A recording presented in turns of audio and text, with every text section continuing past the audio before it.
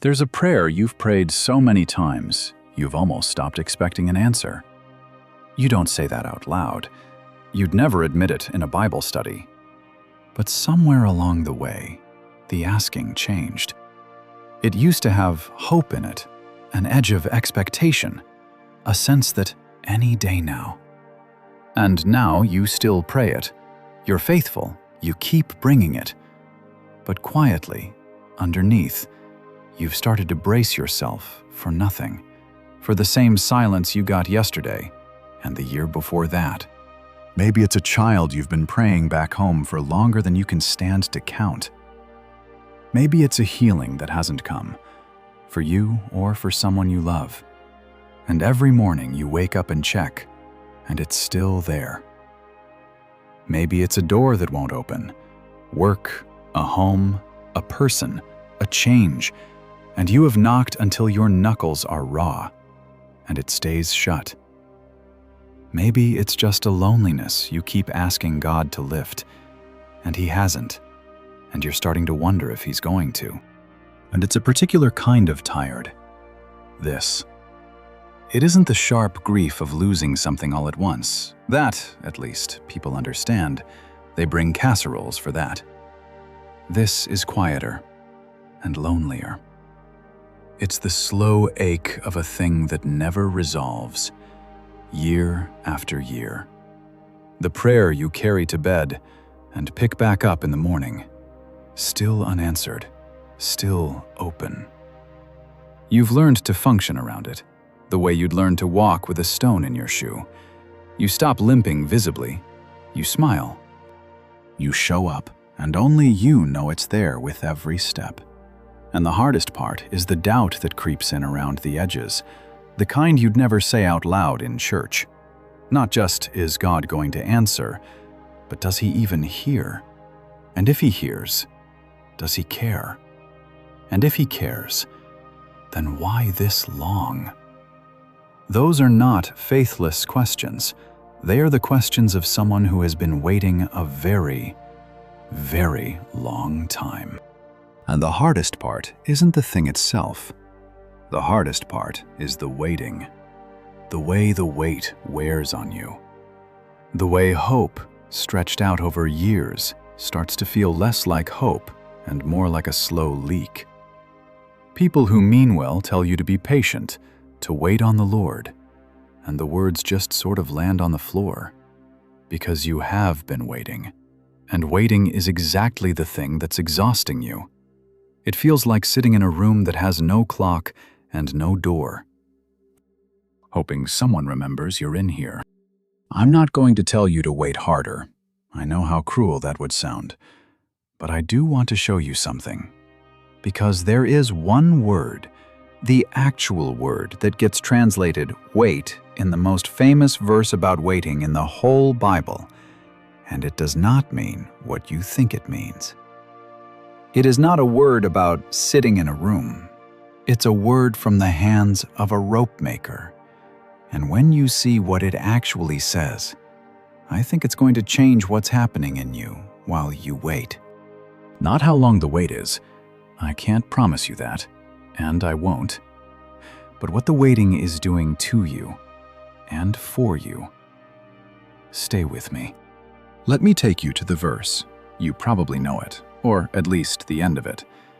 It's in Isaiah, the 40th chapter. They that wait upon the Lord shall renew their strength. They shall mount up with wings as eagles. They shall run and not be weary, and they shall walk and not faint. It gets stitched onto pillows and printed over photographs of sunrises. It's beautiful, and we have made it so familiar that we've stopped hearing it. But before we get to the word, I want you to know who it was first spoken to, because it matters enormously, and almost nobody is told this part. Isaiah wrote those words to people in the middle of the longest, most hopeless wait of their lives. The nation of Judah had been conquered, their city was burned, their temple torn down, and they had been marched hundreds of miles from home into Babylon to live as exiles in a foreign land. And they didn't wait there for a week or a year. They waited for the better part of a lifetime, 70 years. Long enough that the people who were dragged there as adults mostly died there, still waiting. Long enough that children grew up knowing home only as a story their grandparents told. We have a song they wrote in that exile, and it will break your heart. By the rivers of Babylon, they said, we sat down and wept when we remembered home. They hung their harps in the trees because their captors wanted them to sing the cheerful songs of their homeland for entertainment, and they could not. How do we sing the Lord's song, they asked, in a foreign land? That is the spiritual weather of these people, homesick, mocked, carrying a hope that felt more humiliating by the year, because the longer the answer didn't come, the more foolish it felt to keep believing it would. Every year that passed made their faith look more naive, and many of them did the reasonable thing. They settled in. They stopped expecting. They let the hope quietly die so that it would stop hurting. So when Isaiah stands up among people like that and says, "Wait on the Lord," he is not scolding them for being slow. He is throwing a rope to people who are drowning in the delay. He knows exactly how tired they are. That is the whole reason he reaches for this particular word. That is who hears "wait upon the Lord," not people on a pleasant pause. People who had been waiting so long they had buried their hope in a foreign grave. People who said, and Isaiah quotes them just a few verses earlier, "My way is hidden from the Lord. My God has forgotten about me." If you have ever thought that, in the small hours, about your own long wait, you are in the exact company this verse was written for. It was never meant for people who find waiting easy. It was written for people for whom waiting had become the heaviest thing in their lives. Now, here is the word. The word translated wait, they that wait upon the Lord, is the Hebrew word qavah. And qavah does not mean to sit. It does not mean to pause. It does not mean to twiddle your thumbs in a waiting room until your number is called. The root of qavah, the picture underneath it, is the act of twisting, of binding fibers together. It is the word you would use for making a rope. Sit with how strange that is for a moment. Of all the words a language could reach for to describe waiting, words about resting, words about sitting, words about passing the time, Hebrew chose the word that belongs in a rope maker's hands. It did not picture a person in a chair. It pictured a person at work, fibers in their fingers, twisting. And that tells you something the English word hides completely. The people who first heard this never thought of waiting as the empty stretch between you and what you want. They thought of it as a craft, as something being made, as the slow, skilled, deliberate forming of a thing strong enough to hold what is coming. Stay with that, because it changes everything. Think about how a rope is made. You take thin, weak strands, fibers that on their own you could snap with 2 fingers, fibers that could not hold any weight at all, and you twist them. You wind them around each other, over and over, pressing them together, binding them tight, until the very weakness of each single thread becomes, somehow, unbreakable strength. A single thread holds nothing, but that same thread, twisted and bound with others, can hold a ship to a dock, can hold a climber over a cliff, can carry a weight no one strand could ever bear.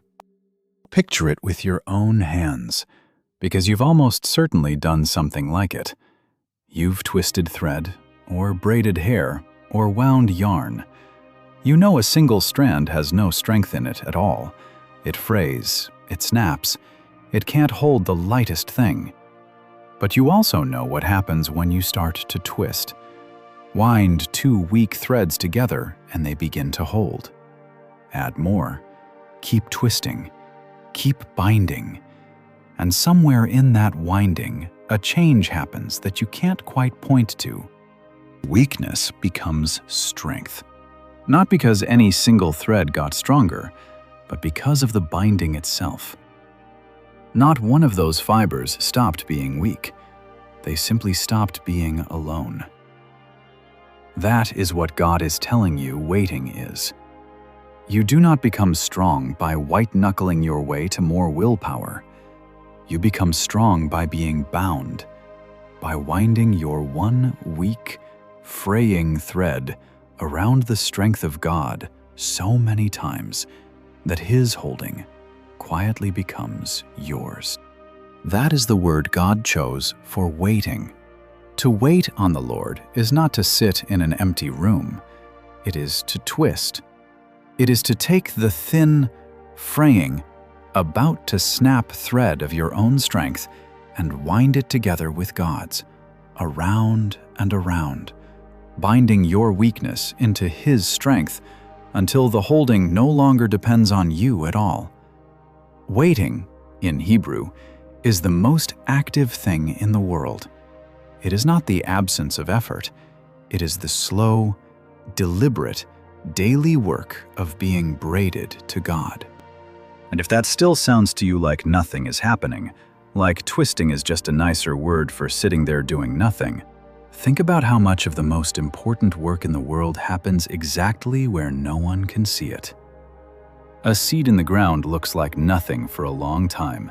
Down in the dark, it is splitting open and sending out roots. Bread dough left alone looks like you've forgotten it. Inside, it is rising, transforming. A broken bone in a cast looks like nothing is being done.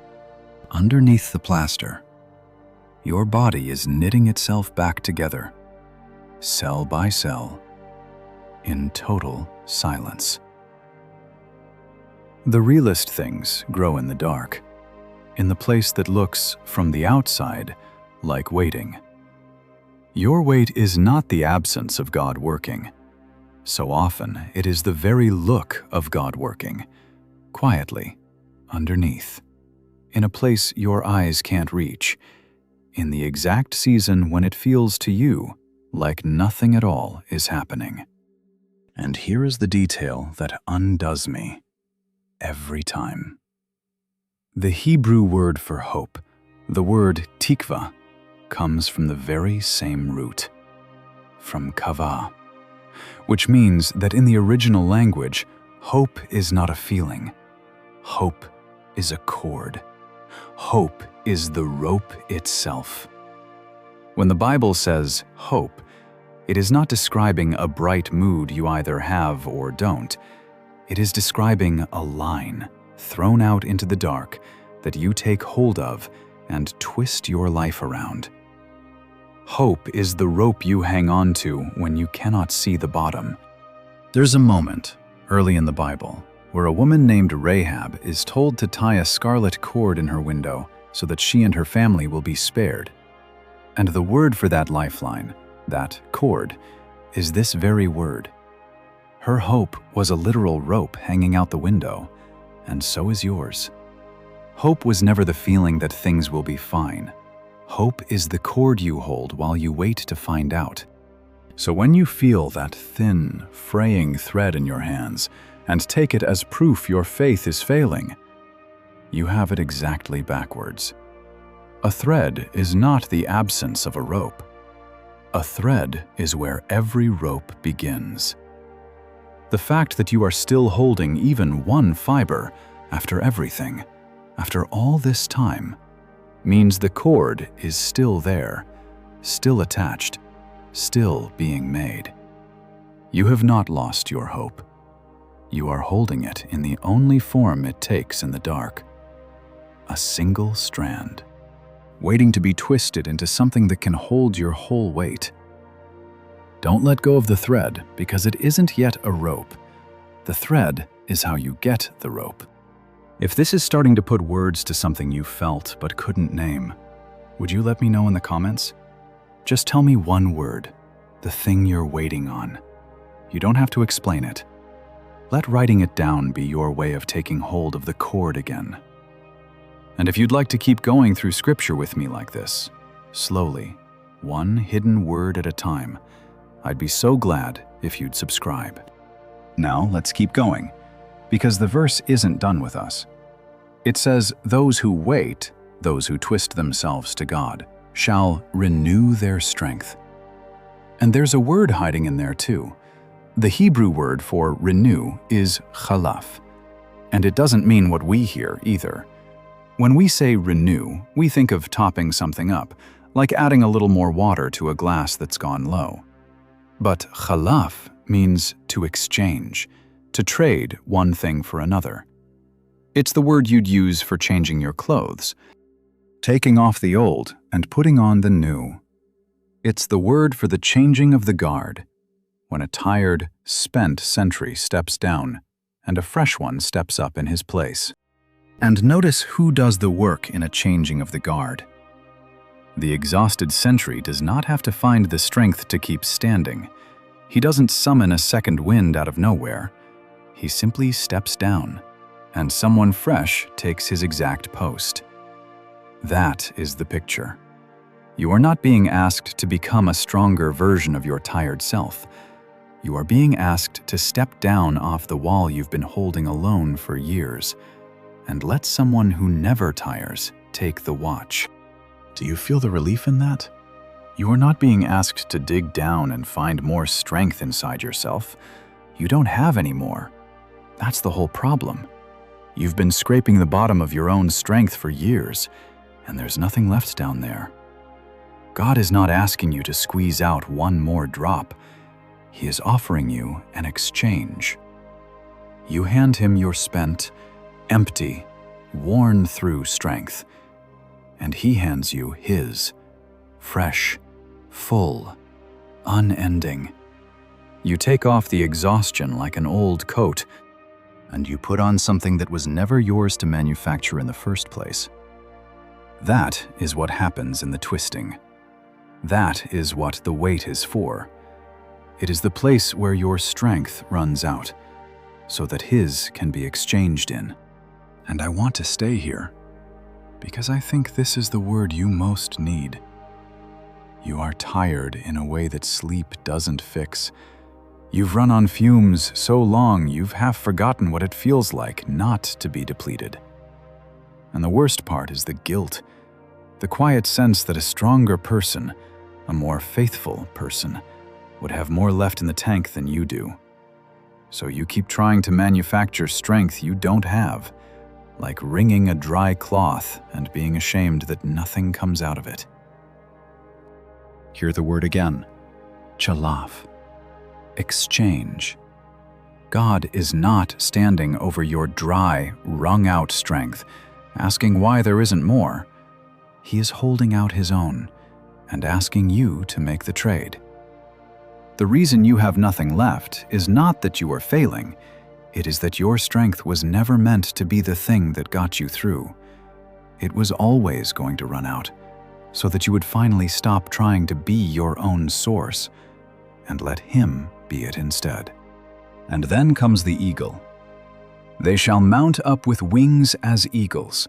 We picture a great burst of effort, a mighty flapping, a heroic launch into the sky.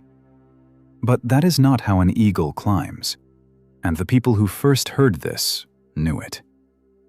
An eagle does not beat its way up to the heights by sheer muscle. An eagle finds a thermal, a rising column of warm air, and it spreads its wings, and it holds still, and it lets the current lift it. It climbs higher than any other bird, not by working harder, but by resting on something rising underneath it. It stops flapping. It trusts the air, and the air carries it to a height its own wings could never have reached. That is the picture of waiting on God, not flapping harder, not exhausting yourself trying to force the wind, but spreading your wings on the strength you exchanged for and letting something rise underneath you that you did not create and cannot see. The eagle's secret is that it learned to stop beating the air and let the air do the lifting. And here's what's almost funny about the eagle. The thing that makes the picture perfect. The very thing that drives other birds to shelter, the heat of the day, the rising air ahead of a storm, is the thing the eagle uses to climb. Other birds hide from it. The eagle leans into it. It feels the warm air beginning to rise, and instead of fighting it or fleeing it, it opens its wings into the very current that would unsettle a lesser bird and rides it upward. So the conditions you have been treating as the enemy of your faith, the heat, the long pressure, the rising difficulty of this weight, may be precisely the conditions God means to lift you with, if you will stop flapping against them and spread your wings into them instead. The weight you think is grounding you may be the very air that could carry you higher than comfort ever would. And notice, this is the part most people read right past. Notice the order the verse goes in. It should build up, shouldn't it? Walk, then run, then soar. That's how we'd write it, climbing toward the climax. But Isaiah goes the other way. He goes down. Mount up like eagles, then run and not be weary. Then, last and lowest, walk and not faint. Why end on walking? Walking is the least impressive of the three. But think about it. Most of your life is not soaring. Most of your life is not even running. Most of life is the long, plain, unglamorous walk. The putting of one foot in front of the other, day after day after day, when nothing dramatic is happening and the answer still hasn't come. And Isaiah saves that for last on purpose, because that is the hardest one, and that is the deepest miracle. Anybody can feel strong on the soaring days. The real gift of waiting on God is the strength to walk, to keep going, to not faint. On the ordinary Tuesday in the middle of the long wait, when there's no wind under your wings at all, and you just have to take the next step. To walk and not faint is the highest promise in the verse, because it's the one you need the most. Think about what it actually takes to walk and not faint. Soaring is a moment. Running is a season. But walking, the daily, plain, undramatic walk, that is the rest of your life. That is the Monday and the Tuesday and the Wednesday when the answer still hasn't come, and no one is watching, and there's no surge of feeling to carry you, and you simply get up and live the day faithfully anyway. There is no audience for that kind of strength. There is no photograph of it for a pillow. It is the most ordinary thing in the world, and the most overlooked. And God puts it last in the verse because He is telling you it is the summit, not the foothills. Anybody can be carried on a soaring day, to keep walking year after year through a weight that has not broken, and to not faint, to not collapse, to not let go of the cord. That is the strength only the exchange can give. That quiet, unglamorous endurance is the highest thing this verse promises, because it is the thing you actually have to live. And here's the part of the exile story I most want you to hold on to. Their wait ended. It really did. After all those years in Babylon, a Persian king named Cyrus conquered the city. And he did something almost unheard of in the ancient world. He let the captured peoples go home. We are not guessing about this. There is an object, a small barrel of baked clay covered in ancient writing called the Cyrus cylinder. It was dug out of the ground in the 1800s, and you can go and stand in front of it in a museum today. And it records, in the king's own words, his policy of sending exiles back to their lands. The thing the people had waited 70 years for, the thing whole generations died still hoping for, came true. By the hand of a foreign king who didn't even worship their God. Set in motion long before they could see any sign of it coming. The God they thought had forgotten them was, the whole time, moving an empire to bring them home. And think about the timing of it, because this is the part that should steady you. The rescue was already on its way long before the people felt the faintest hint of it. While they sat by those rivers, certain they had been forgotten, an empire was already rising in the east that would one day set them free. The pieces of their deliverance were being moved into place during the very years that felt the most hopeless. They experienced those years as God's absence. They were, in fact, the years of God's arrangement. By the time they could finally see the answer, a king's decree, a road home. God had been working on it, unseen, for longer than they had been despairing of it. That little clay cylinder in the museum is more than a history lesson. It is a witness, baked in mud and pulled out of the ground 25 centuries later, that the weight the people swore was empty was the busiest God had ever been on their behalf. That doesn't mean every weight ends the way you're hoping, on the timeline you'd choose. I won't tell you that, because it isn't true, and you deserve honesty more than comfort. Some of those exiles never saw home with their own eyes, but not one of them waited in a God who had actually forgotten. Not one of them was holding a cord tied to nothing. The hand they couldn't see was working the entire time they thought nothing was happening. So let's bring this home, to your wait, to the prayer you've almost stopped expecting anything from. Here's what I think the long wait has quietly taught you to believe. That waiting is wasted time. That these years of asking and not receiving are just dead space, a delay, an emptiness you have to endure until the real thing, the answer, finally arrives, if it ever does. And so the waiting feels like nothing, worse than nothing. It feels like proof that you've been forgotten. But qavah says the opposite. Qavah says the waiting is not the dead space before the work. The waiting is the work. The twisting that's happening in you right now, the daily, unglamorous binding of your weakness to God when you can't see one shred of evidence it's doing anything, that is not you killing time. That is the rope being made. Every morning you bring the same tired prayer back, even though you feel nothing. Even though you've half stopped expecting anything. That's another twist in the cord.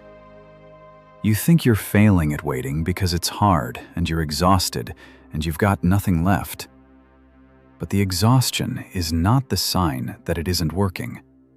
The exhaustion is the place where the exchange happens. You're not supposed to have strength left. That's exactly when His gets traded in.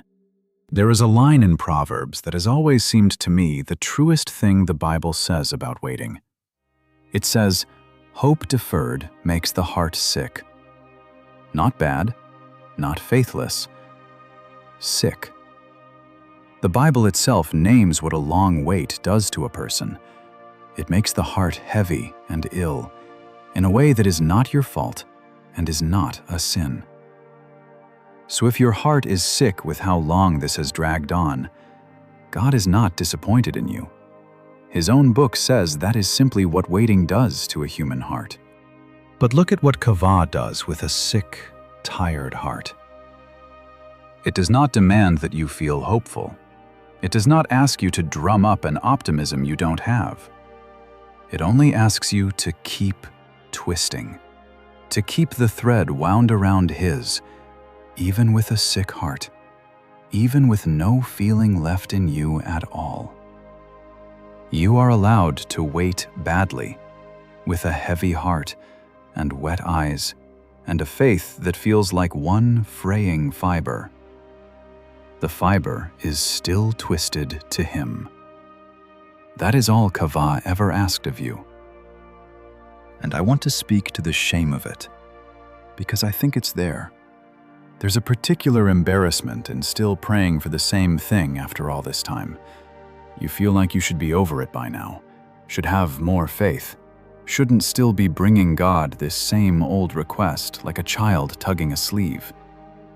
But hear me, the fact that you are still holding the cord after all these years, when it would have been so much easier to let go, that is not weak faith.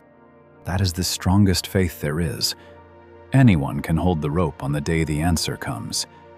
You have held it in the dark for years, with no answer at all. Heaven does not see that as you failing to wait well. Heaven sees a woman whose grip would not quit. That stubborn, tired, unglamorous holding on is the rope at its very strongest.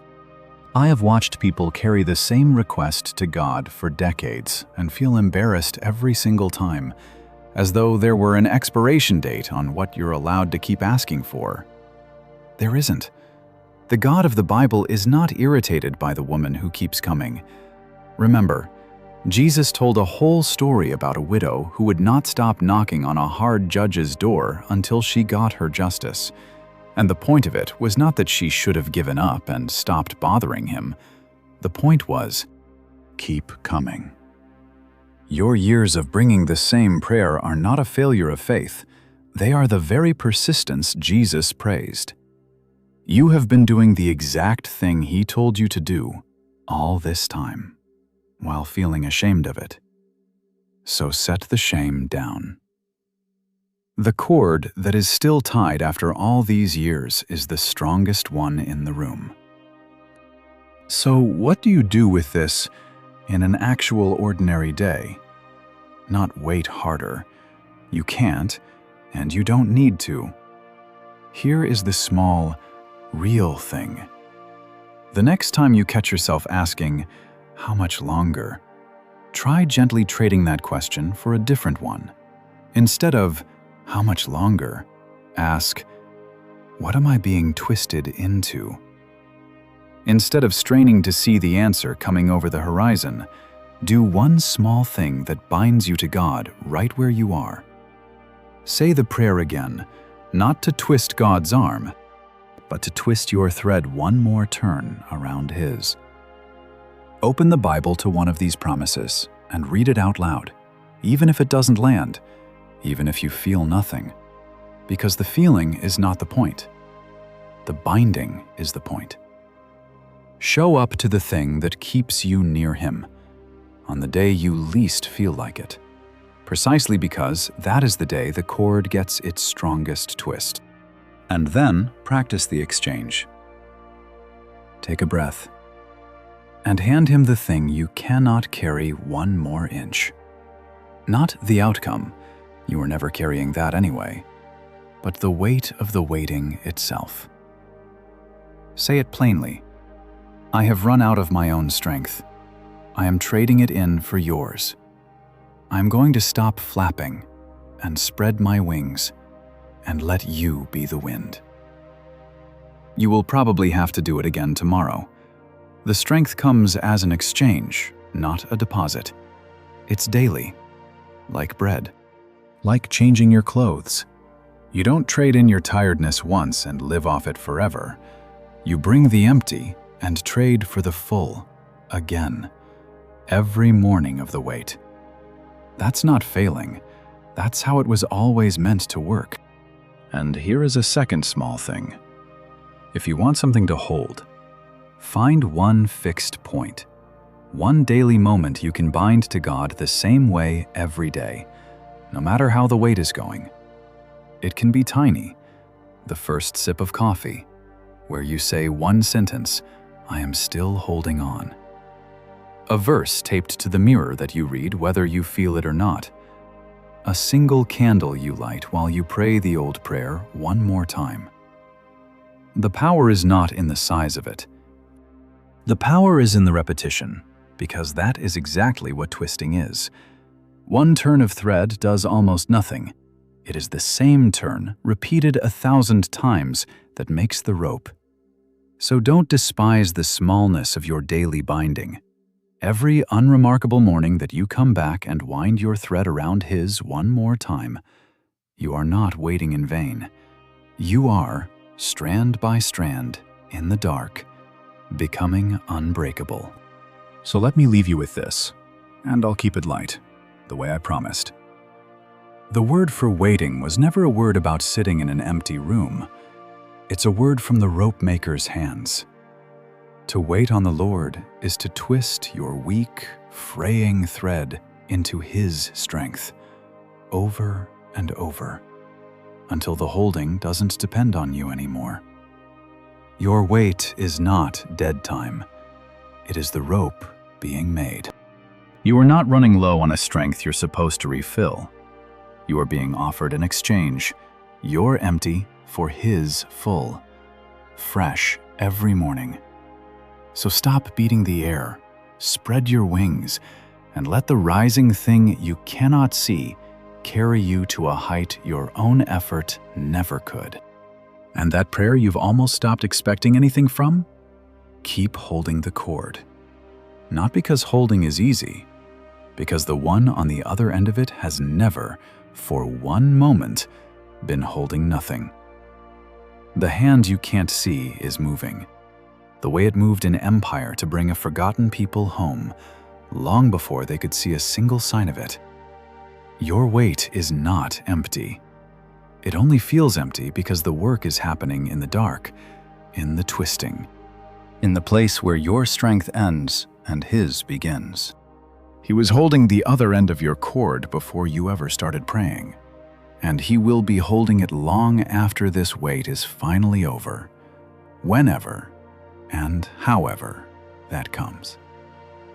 You have not been speaking into an empty sky. The line in your hands runs all the way to Him, and it always has. Every twist of it, every tired morning you took hold again, has been making it stronger and making you stronger in a place too deep down for you to feel. So take hold of the rope again. Give Him the tired. Spread your wings and walk. Just walk. And do not faint. One more ordinary step into a weight that is making you stronger than you will ever feel. Take good care of yourself, and I'll see you next time.